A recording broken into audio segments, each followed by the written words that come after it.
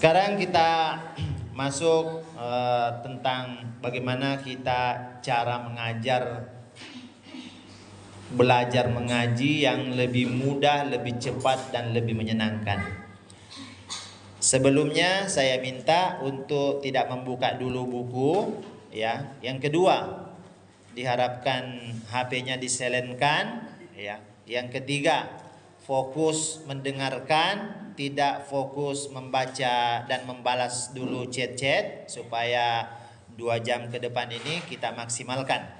Baik, sebelum kita masuk mempraktekkan cara mengajarkan metode qiraah ini yang telah terbukti hanya 1-3 bulan paling lama santri sudah pintar membaca Al-Quran, sebelumnya kita bangun prinsip-prinsip di dalam pikiran dulu, yang dimana prinsip itu harus masuk di akal.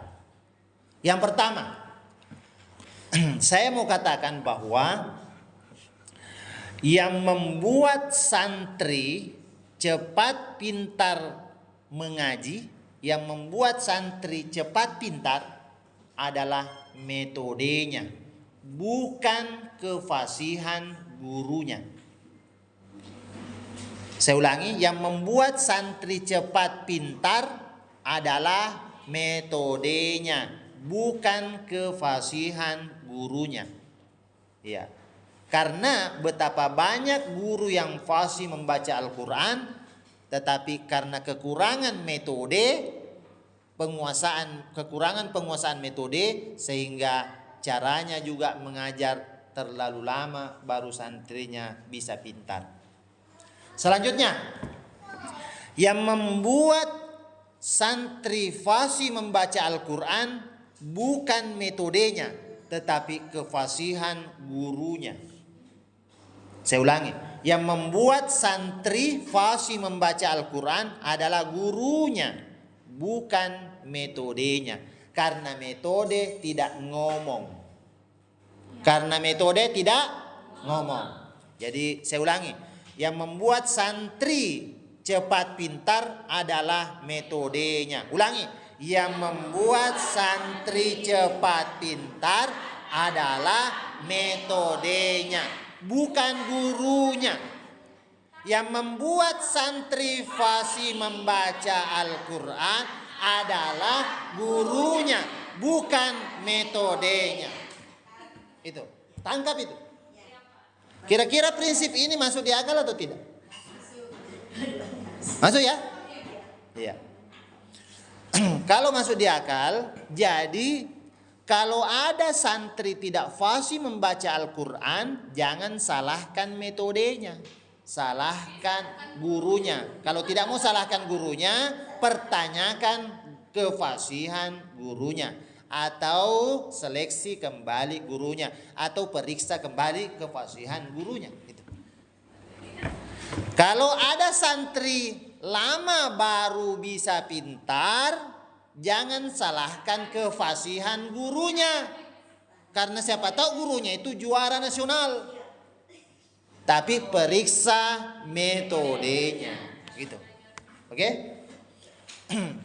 Baik. 2 faktor ini ya melahirkan efek yang berbeda. Jadi guru melahirkan fasih atau tidak, ya. Metode melahirkan cepat atau lambat, ya. Saya ulangi, guru melahirkan fasihkah santrinya atau tidak. Kalau metode melahirkan cepatkah dia atau lambat pintar.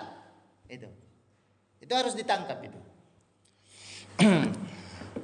Sehingga dengan memahami 2 faktor ini, ya, kita harus membangun di dalam pikiran kita bahwa belajar kefasihan tidak mesti harus terikat dengan metode. Belajar kefasihan boleh saja belajar kefasihan dari metode lain. Metode Iqra, dari metode Ummi, dari metode Qiraati, Tilawati, Dirasa, dari guru mana saja yang kita anggap fasih membaca Al-Quran. Terserah gurunya mau pakai metode apa, yang kita mau serap adalah kefasihannya. Oke?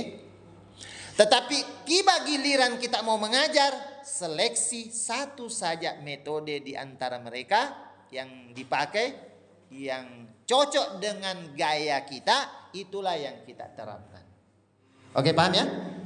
Selanjutnya, persoalan metode tidak usah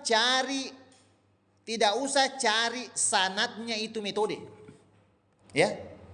Metode tidak perlu sanad karena metode itu penemuan.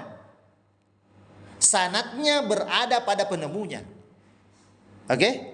Ya. Jadi metode itu ya yang harus kita cari adalah di dalam perasaan kita bahwa ini metode mudahkah diajarkan atau susah.